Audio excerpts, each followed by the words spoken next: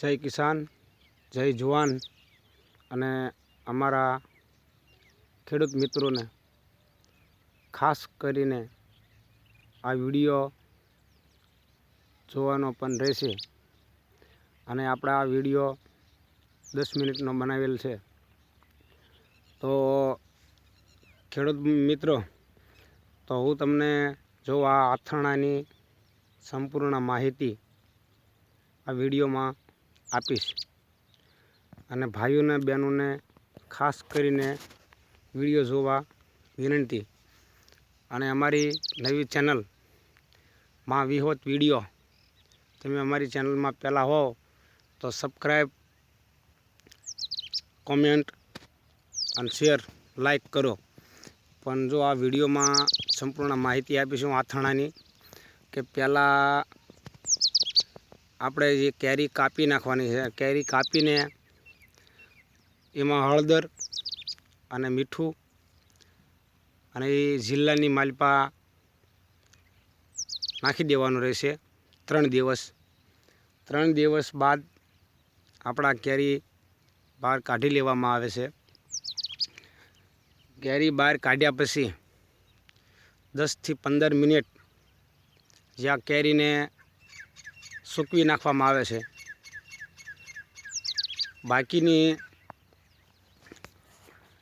15 minute સૂકવ્યા પછી આપણે આને જો ખાંડનું આથરણું બનાવવું હોય, ખાંડ એટલે મોરસનું આથરણું તમારે બનાવવું હોય તો આ રીતે સ્ટીલના વાસણમાં કેરી કાઢી લેવામાં આવશે. અને ત્યારબાદ આપણે 10 કિલો ખાંડ હોય તો 10 કિલો એની સામે કેરી હોવી જોઈએ. 10 કિલો કેરીમાં 10 કિલો ખાંડ નાખવાની.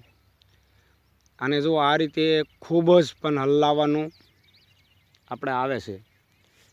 ખૂબ જ રીતે આપણે આ કેરીને હલાવી નાખવામાં આવે છે. મિક્સ કરવાનું 100% રહેશે. 100% મિક્સ કરવાનું રહેશે. આ રીતે ખાંડ નાખી દેવાની. એમાં થોડી ખાંડ ભેળવતો જવાનું છે.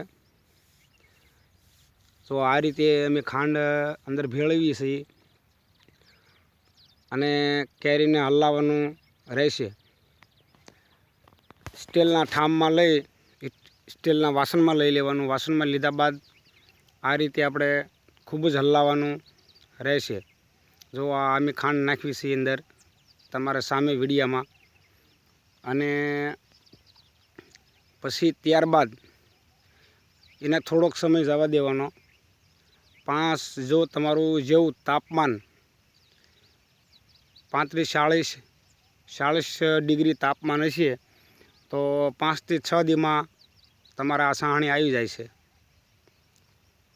5 થી 6 દીમાં તમારે સાહણી આવી જાય છે. જો આ રીતે. અને તમારા 30-35 ડિગ્રી તાપમાન હશે તમારા વિસ્તારમાં તો એને 1 અઠવાડિયું લાગે છે. એટલે અઠવાડિયું એટલે 8 દિવસ વયા જાય છે સાહણી આવતા. જો આપણે આ રીતે આપણે કેરી સાથે નાખી છે. કેરીની સાથે પણ આપણે પોતાની વાડીના પણ ગાજર આપણે આ કેરીની અંદર નાખ્યા છે. પછી તો તમે કેરીની સાથે ઘણી વસ્તુ હાલે છે આથણામાં. તમારે ગાજર નાખો, બાકીના તમારે ગુંદા હોય વાડીએ તો ગુંદા નાખી શકો છો.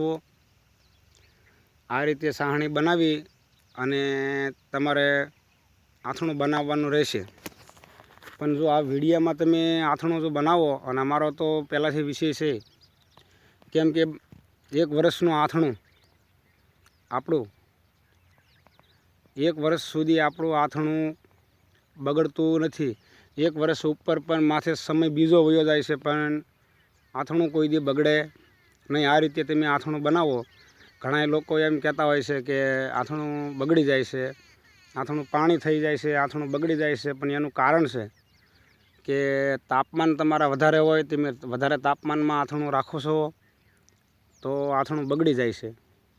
તો તમારે ખાધા જેવું આથણું તમે બનાવો એવું ને એવું ન રહે. અને જો અમારે તો આથણું અમે આ બનાવીએ છીએ, પણ અમારે નવું જૂનું ભેગું થાય.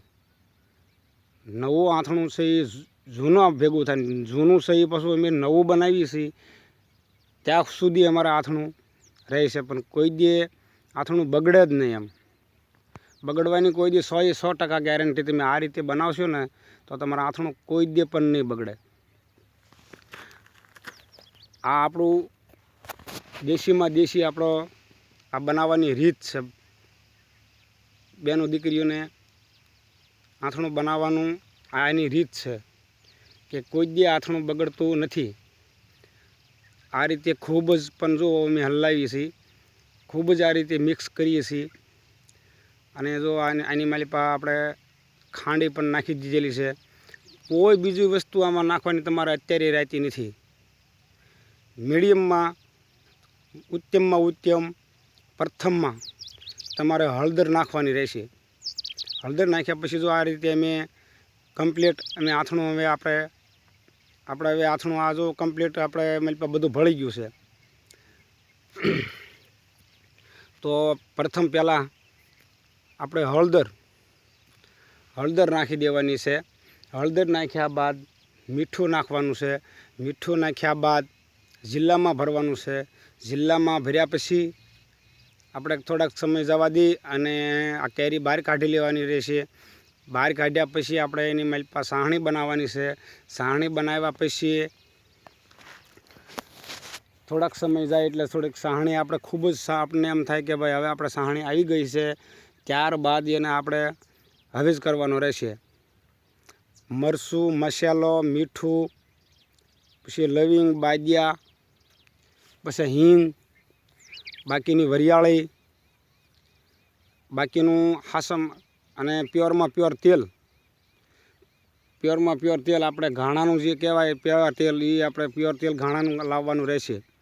કેમ કે સિંગ તેલ જ આમાં હાલે, બીજું એકે તેલ આથણામાં હાલે નહીં. વસ્તુઓ કોઈ દે વાપરવામાં કમજોરાઈ નહીં કરવાની આપણે. એટલે કોઈ દે આથણું બગડતું નથી. જો આ અમે મરચું નાખવી છીએ, આ રીતે મરચું નાખી દેવાનું.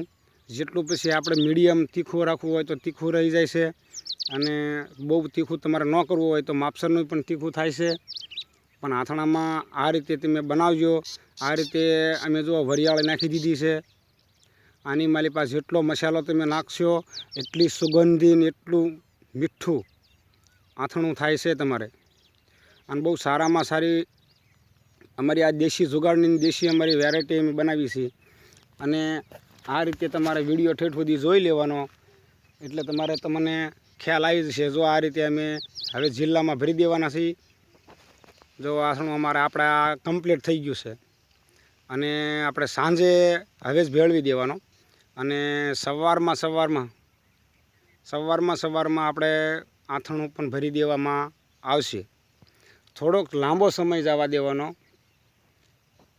10 થી 15 દી 15 થી 20 દી જવા દેવાનું. પછી તમારે આ આથણાનો આ જિલ્લો તમારે ખોલવાનો રહે.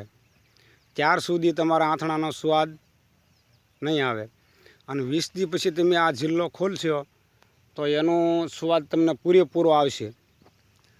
બાકીની સારી જગ્યામાં સારામાં સારી જગ્યા હોય ત્યાં આપણે જિલ્લો મૂકવાનો. તમારું મંદિર છે, તમારા આજુબાજુમાં ઘરની બાજુમાં સારામાં સારો ટાંકો છે, સારામાં સારો કબાટ છે, તો સારામાં સારી જગ્યામાં તમારે આથણું મૂકવાનું રહેશે. કે કેમ કે એને તાપ ન લાગે, ગરમી ન લાગે, બાકીની બધી જાળવણી રહે. કે જો આ રીતે આપણે થોડું લઈ અને આ જિલ્લામાં આપણે ભરી દઈએ છીએ. જિલ્લો પહેલાં સાફસૂફ કરીને ચોખ્ખો કરીને પછી તે આથણું ભરવાનું રહેશે. જો અમારા આથણું ભાઈ ખેડૂતભાઈ અમારા આથણું આ કમ્પ્લીટ બની ગયું છે. અને અમે આ જિલ્લામાં પણ થોડુંક નાખી દેવું. અને આ જિલ્લો અમારે અત્યારે આખો નથી ભરાયો. આ વર્ષે અમે થોડુંક કમ બનાવ્યું છે. બાકીનું મારે 20 કિલો આથણું, 15 થી 20 કિલો આથણું એક વર્ષ સામું આવે ત્યાં સુધી હોય.